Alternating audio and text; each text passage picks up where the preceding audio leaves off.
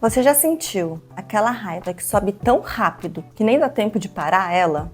E aí você age de uma forma que nem parece você e que depois você se arrepende do que fez ou falou. Eu sou Andressa Quedinal, sou psicóloga clínica e atuo especialmente com regulação emocional e construção de vínculos seguros. Nesse vídeo a gente vai falar sobre essa emoção humana, potente e também destruidora, que é a raiva. A raiva é uma emoção vital. Todos nós temos e com uma frequência alta, porque ela nos sinaliza. Ela é um sinal de que há uma ameaça. Ela é do nosso sistema de proteção. Então ela cria a nossa armadura e às vezes até nossos ataques. Ela também serve para a gente perceber injustiças e para a gente colocar limites saudáveis. O problema é que quando a gente não sabe gerenciar, lidar com a raiva, ela pode destruir o que é mais importante pra gente, os nossos relacionamentos. Hoje eu quero te passar algumas dicas, algumas formas de lidar com a raiva para ela preservar seus vínculos e quem sabe até melhorá-los, porque a gente já sabe que a raiva e o julgamento e o jogo da culpa são extremamente tóxicos para todo o relacionamento. Lembrando, uma relação segura precisa ter espaço para as pessoas estarem vulneráveis. E diante da raiva, ninguém quer estar vulnerável. Então vamos começar com o primeiro passo de toda a regulação emocional. Identificar e nomear a emoção. Em pelo menos 3 níveis que a emoção acontece. O nosso corpo, com as reações fisiológicas, as sensações físicas. A nossa mente, com as interpretações. E os nossos impulsos de ação, o comportamento que aquela emoção motiva. Toda emoção tem uma motivação de ação, um impulso de ação. Então vamos lá, com relação à raiva, para a gente identificar. Geralmente ela fica aqui, ó. Inclusive, autores falam que a raiva é um não para a realidade. Ela se fecha assim contra a realidade, dizendo não deveria ser assim, deveria ser do meu jeito. E ela se fecha. Por isso que uma primeira atitude para a gente diminuir essa raiva é fazer mãos dispostas. E é sério, fisicamente. Uma conversa difícil, coloque suas mãos assim, dispostas, relaxadas, abertas. Isso aqui vai sinalizando o seu corpo que ele está seguro. Porque pensa, se a raiva é contra uma ameaça, se o seu corpo estiver seguro, ela não vai precisar batalhar. Então, mãos dispostas é uma atitude física que ajuda a gente a diminuir a raiva. Essa postura de aceitar a realidade como é. É uma grande sabedoria de ver as coisas como são e não como a gente pensa que deveriam ser. Além disso, no corpo, no momento que a raiva está acontecendo, outras ações opostas ajudam a gente a se acalmar. A respiração. Respiração diafragmática com a ex mais longa. Inspira pelo nariz, aqui na barriga, e faz uma expiração até 2 vezes mais longa que a ins. Por exemplo, inspira em 3 ou 4 tempos e expira em 6 ou 8 tempos. Faz isso por uns 90 segundos e isso já vai te acalmar. Técnicas de grounding, de aterramento, ajudam o nosso corpo a sair desse estado de raiva. Vamos falar dos pensamentos da raiva.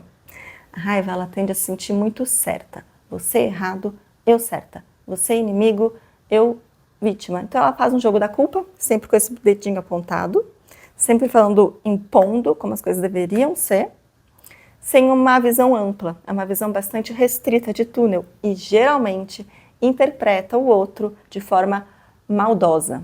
O outro é malvado, é ruim, é errado. Então, num relacionamento fica difícil, né? Se relacionar com um inimigo tão prejudicial. E geralmente essas interpretações da raiva, elas são fruto muito mais de medo do que da verdade, da realidade.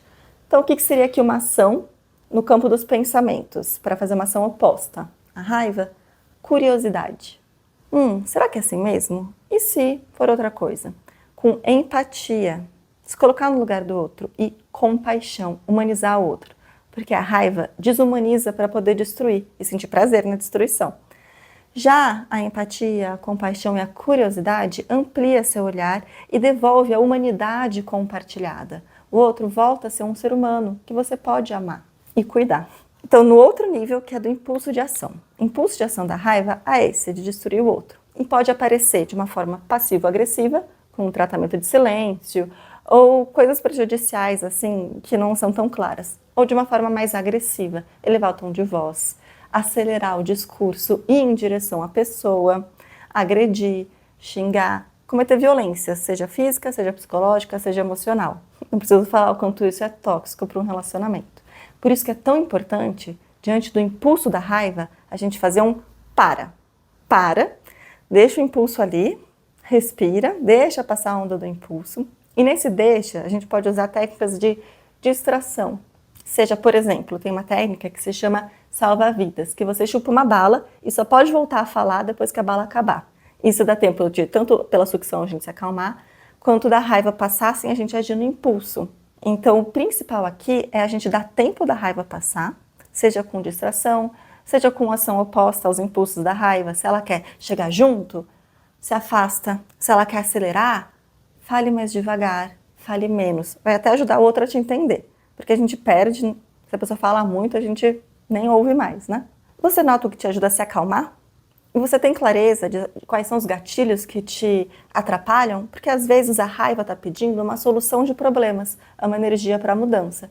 É muito importante a gente compreender quais são esses gatilhos e desencadeantes. E se eles estão falando também de traumas do passado. Porque um cérebro que foi traumatizado, ele está sempre no modo sobrevivência. Ou seja, luta, fuga, freezing. E aqui a raiva e o medo, a culpa, a vergonha também se apresentam.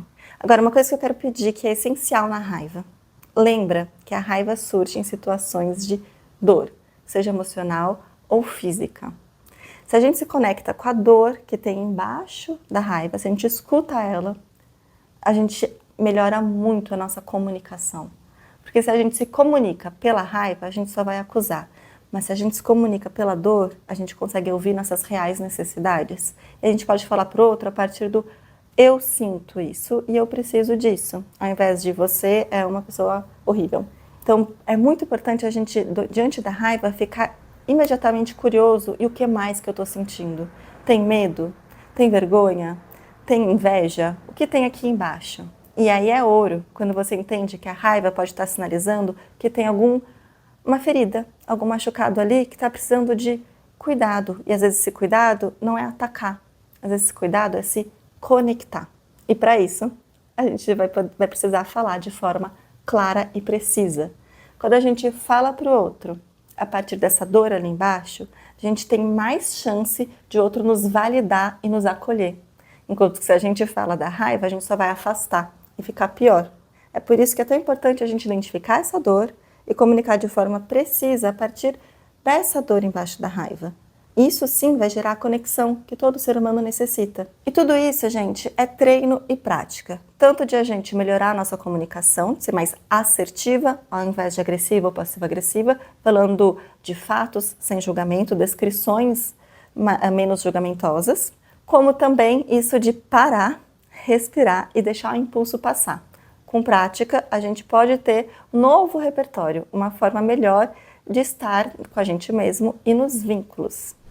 Espero que esse conteúdo tenha sido interessante, útil para você. Segue aqui o canal, se inscreva no canal e curta aqui esse vídeo e envia para alguém que pode estar precisando ouvir melhor o que tem embaixo da raiva.